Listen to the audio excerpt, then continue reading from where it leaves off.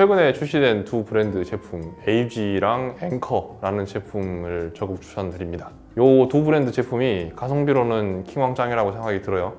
또 둘 다 이제 출시된 지가 얼마 안 됐기 때문에 아무래도 음향기기는 전자기기랑 이제 예술품의 성격을 둘 다 갖고 있기 때문에 아무래도 최신 제품일수록 성능이 좋은 건 또 맞긴 맞더라고요. 반드시 그러란 법은 없는데 대체적으로 이제 그래서 요 신제품 요 두 브랜드 모델을 강력 추천합니다. 둘 다 10만 원대예요. 네, 저는 무선 이어폰은 에이프릴스톤이라는 브랜드에서 나온 A22.0이라는 제품을 추천드립니다. 바 타입 제품이고 가격은 6.9만 원으로 비교적 저렴한 편이고요. 또 하나 더 추천하자면은 최근에 나온 그 코드리스인데 오딕트라는 브랜드에서 나온 그 크래신이랑 연관이 좀 있는 브랜드인데 트위그 프로라는 제품입니다. 노이즈 캔슬링도 있고 디자인도 멋있고 가격은 이제 그 에이프릴스톤 제품보다 10만 원 더 비싼 16.9만 원이고요. 되게 사운드도 잘 나오고 전반적인 완성도가 되게 좋았던 이어폰이었습니다. 그리고 무선 헤드폰은 내국님과 같은 의견인데요. AG에서 나온 제품이고 WHP01K라는 모델입니다.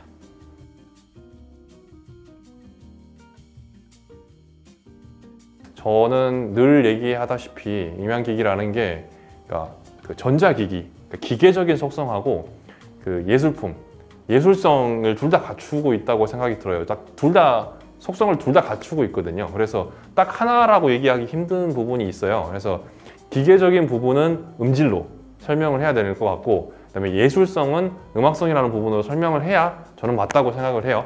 그래서 음질은 기준이 되게 명확합니다.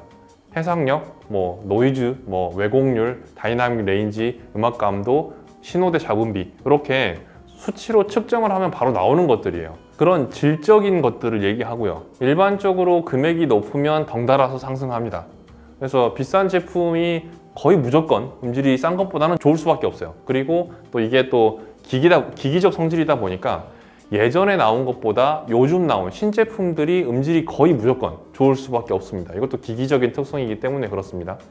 근데 이제 음악성 같은 경우에는 어떤 곡을 어떻게 잘 소화하느냐의 문제라서 예를 들면 이제 한 가수가 모든 장르의 곡을 다 잘 소화할 수 없잖아요. 그러니까 이제 트로트 가수가 있는 거고 락 가수가 있는 거고 이렇잖아요. 제품도 마찬가지라서 어떤 제품이 모든 장르에 다 마스터일 수는 없다고 저는 생각해요. 그렇기 때문에 취향에 강하게 타고 그러니까 나는 이게 되게 좋았는데 어떤 사람은 들었을 때 진짜 별론데 이럴 수도 있는 게 이거는 이제 음질 때문이 아니고 이건 음악성 때문에 그렇다고 봅니다. 저는 쉽게 비유를 하고 싶은데요. 음악을 들었을 때 안 들리던 소리가 들린다. 귀에서 이제 그 트윈 이런 어나더 레벨의 소리가 난다. 그런 느낌이 나면은 내 음질의 영역이라고 보고 있고 노래를 딱 들었는데 뭔가 눈물이 흐를 것 같다. 가슴이 심쿵하고 울림이 있다. 그러면 저는 음악성이 있다라고 표현하고 싶습니다.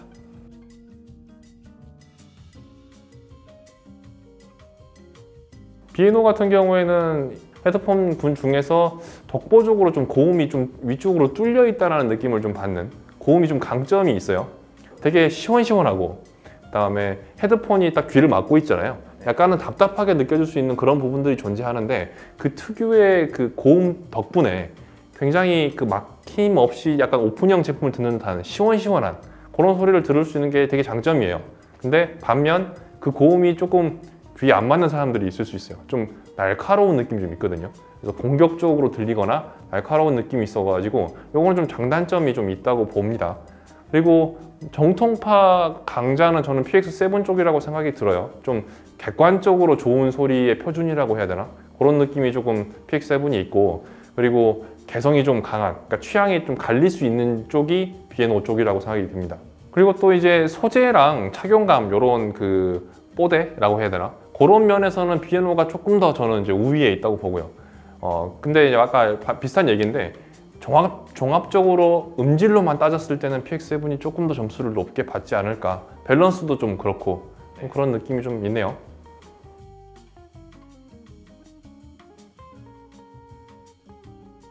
이 시리즈 같은 경우에는 되게 그 저음이 일단 중심이고 되게 자연스러운 울림을 주무기로 삼고 있어요. 오래 듣기에 이제 편안하고 깊이 있는 사운드, 그 다음에 가성비 이런 게 이제 E 시리즈를 관통하는 그런 키워드들이라고 볼 수 있고요. 그 다음에 A 시리즈는 고음에 일단 포인트가 있습니다. 그래서 고음으로 연출할 수 있는 것들이 가장 큰 것이 이제 약간 그 개방감, 공간의 좀 넓이 이런 것들을 좀 컨트롤할 수가 있거든요. 그래서 그런 널찍한 공간 표현에 중점이 있다고 보시면 될 것 같고, 그래서 이제 이 시리즈가 약간 기본적인 그런 소리에 대해서 약간 집중을 하게 만들었다 그러면 A 시리즈는 이제 그걸 넘어서 가지고 이제 소리 말고 공간이라는 것도 좀 느껴봐라 라고 할 수 있는 좀 더 상급의 모델이라고 생각이 듭니다. 한 줄로 요약하면 이 시리즈는 안정감 있는 사운드, 그리고 A 시리즈는 개방감 있는 사운드라고 표현하고 싶고요. 반대로 얘기하면은 이 시리즈는 고역대 개방감이 좀 부족한 사운드, A 시리즈는 묵직한 저역대가 아쉬운 사운드라고 해석할 수도 있겠습니다. 네.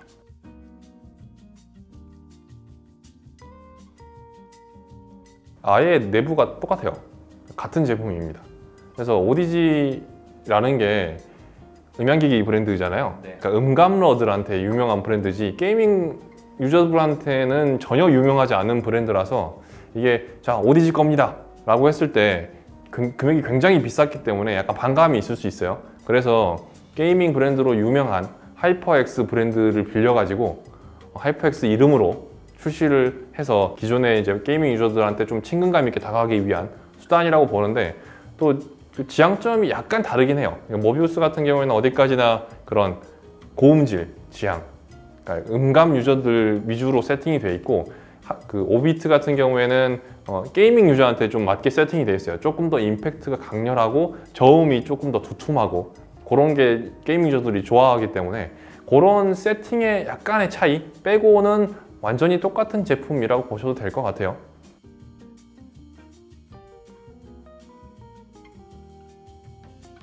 이거 앞으로도 계속 저희가 이제 계속 답변하는 거 있잖아요. 모비우스가 좋아요, 야마하 L10의 A가 좋아요.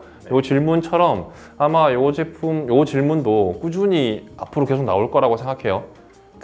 모비우스랑 야마하가 좀 약간 윗물에서 노는 경쟁 라이벌이었다 그러면 이 친구들은 약간 저렴한 금액대에서 약간 강렬한 라이벌인데, 일단 큰 특징이 이제 되게 편안한 음색이 AG 쪽이고 좀 강렬한 쪽이 이제 앵커, 이렇게 좀 기본적인 차이가 있고요.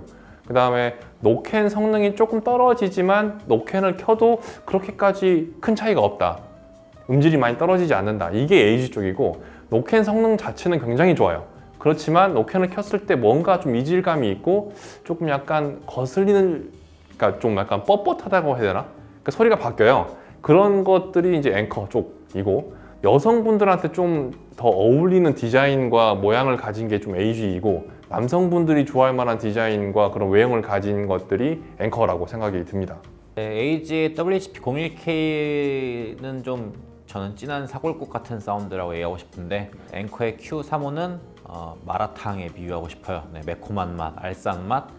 네, 사실 블루투스 헤드폰 쪽에서는 이런 진한 사골국 계열의 사운드가 좀 많아요. 네, 그렇기 때문에 저는 이 Q35가 오히려 이런 반전 매력, 약간 블루투스 헤드폰계의 바나나? 약간 그런 이미지여가지고 좀 신선한 느낌을 받았었습니다.